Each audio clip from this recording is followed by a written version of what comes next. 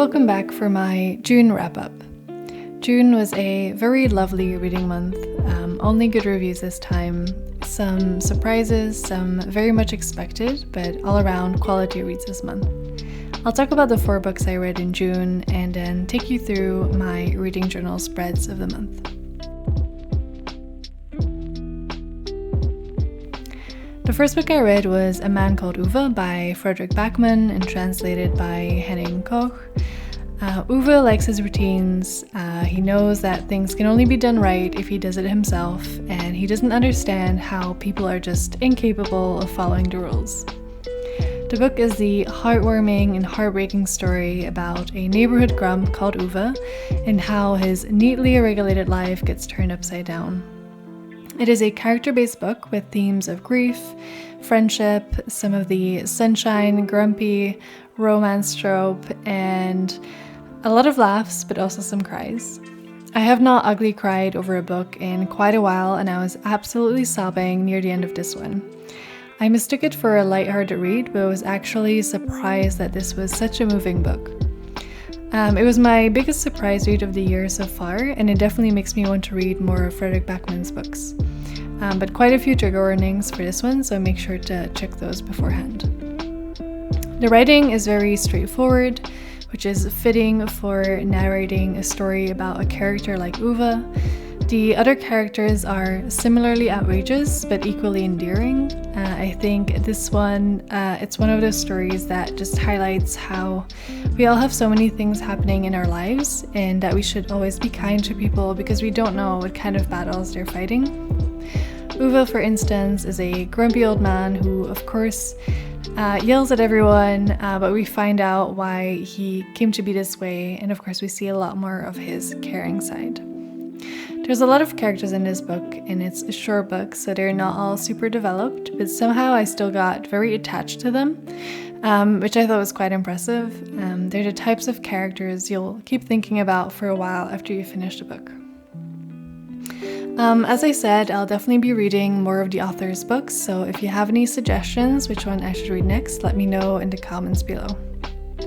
For the spread, I wanted to make sure I stuck to the old man theme, so I DIY'd this plaid pattern in brown, light and dark blue for the background. I decided on a simple traditional font, which I used for the title of the book, on some typed pages on the left side, and then on the right side I had the same plaid pattern as the background with a larger piece of the blue paper where I wrote my review on.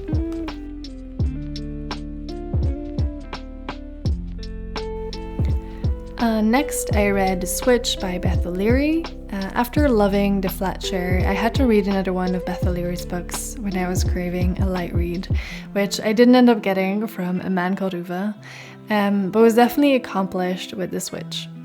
The Switch follows Lena, an overachiever, workaholic living in London, and her grandma Eileen, who lives in the English countryside and who can definitely be considered one of those cool grandmas. As they're both reaching low points in their professional and romantic lives, respectively, they decide to swap lives on a whim. Lena goes to live in the countryside and takes over all of her grandma's duties on the neighborhood watch and festive committees, and Eileen moves to London to try out the city's dating world. And so we follow their lives during this swap. This book was exactly what I was expecting it to be. It was fun and sweet, but still a tad emotional. It again had some tough themes of grief, which I didn't intend to go for again necessarily. So if that's not a topic you want to read about right now, this book might not be for you. Overall, in the storyline, there were definitely a few cliches, but I didn't really mind because overall it just had such a fun vibe, and it's perfect for when you just want some light reading, which at the same time still has some substance. One thing I love about Beth O'Leary's writing is that she creates such lovable characters. Of course, there are always some not so nice people in there too, but the core group of people that you follow are just wonderful and you just want to have them in your real life. I think that's part of why her books are just so comforting to read. Again, it's one of those books that after you've finished reading it, you kind of miss the characters from the book. Another thing I enjoyed was the nice balance between the character development side of things and the romance aspect. I think her books are always well balanced between romance and some other developments or reflections on larger themes. I also realized that I quite enjoy the type of people that are love interests in her books because they're just genuinely nice people, which just makes you want to root for them. I'll definitely read more of her books at some point. I think Beth O'Leary is definitely becoming one of my go-to comfort book authors. For the spread, I drew 2 skylines, one for London and one for the countryside, and then cut them out on pink and pale blue paper. On the left side, I layered it on a piece of map and wrote the title of the book, and on the other side, I put the first sentence of the book as usual, with some more pieces of the map in a small review.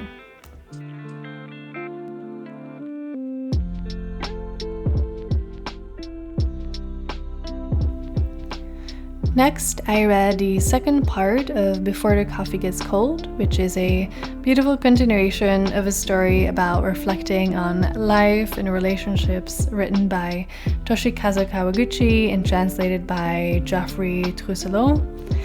It's a steady continuation of the first book, so if you enjoyed that one, you will definitely like this one also. If you weren't so sure about the first one, then you might want to skip part 2 because I definitely think that the first part was the better one.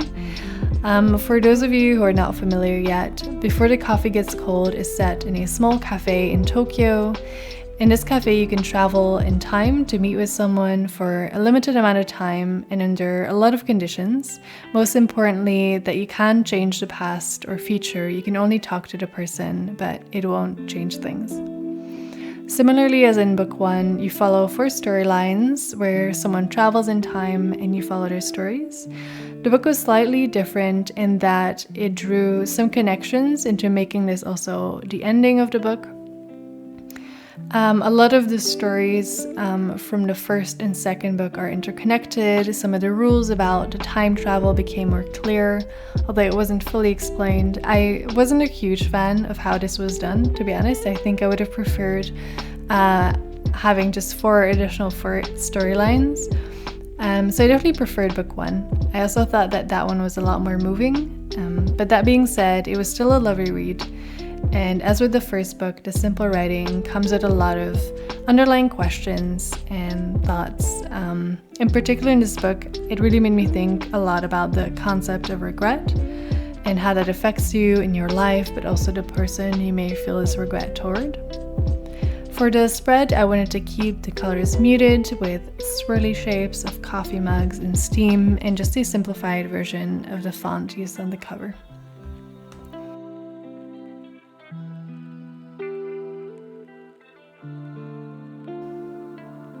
The last book I read was Jade Legacy, the last book in the Greenbone saga, an emotional and eventful last book in the series, and I think also my favorite one. The trilogy was an odd choice for me, since I don't read a lot of fantasy, but it's been such a great experience that it has actually encouraged me to read more fantasy. I gained a great appreciation for the intricacies of world building and modern fantasy in general. In case you haven't heard yet of the Greenbone Saga, it's an urban fantasy series in an Asia-inspired setting. It has key elements of magic and martial arts and themes of clan politics, gangs, family disputes, and rivalry. I did not think this book would have, or this series would have such a satisfying ending with everything coming together and playing out. I would say that 2/3 of the book was a build-up and things getting set in motion with then coming to an impressive ending. The book spans over a very long time. I'm talking decades of schemes and plot lines and relationships all building up to the end, which I thought was very impressive. Looking back at the series now that I finished it, I think one thing I really enjoyed was how carefully paced the books are. I think some people might find it slow-paced, but I personally didn't get bored for 1 minute. If you enjoy the details of relationship building and political strategies, you will probably enjoy the way the book was paced too. The series covers generations of clan disputes and wars, so there are time jumps, but they're very well done and they're not disruptive to the story. and if anything, it makes it for separate sections even within the books, which makes the whole overall plot a lot more clear. I can't say if the book is character-driven or plot-driven because there is so much of both. I will say that I really enjoyed how detailed the characters were. You really got to know the way they think, and that makes sense of how they act and how the plot is driven. There will be a shocking moment that does make a lot of sense because it's in line with the way the characters are. There's also no outrageous character development that happens overnight, but rather you see the characters change and age over time, and it's done in a very realistic way. They're flawed characters and they make mistakes, but when you look back at them at the end of the book, it's so nice to see how they've evolved over time. And the characters are also diverse without making that their whole personality. I think this balance between characters and plot is also seen in the way that the book balances highlighting these influences of power, emotion, money, family, and how all of that neatly ties into how the plot evolves. It's definitely a series I will reread at some point because there are definitely details or connections that went over my head this time, and there are some parts that I'm already looking forward to rereading. I think there's also some imagery that I want to pay more attention to next time. I just want to finish with the disclaimer that I'm not an experienced fantasy reader, but I did enjoy this series. So if you're watching and you've read a lot more fantasy and have read the Greenbone Saga as well, let me know what you thought of it.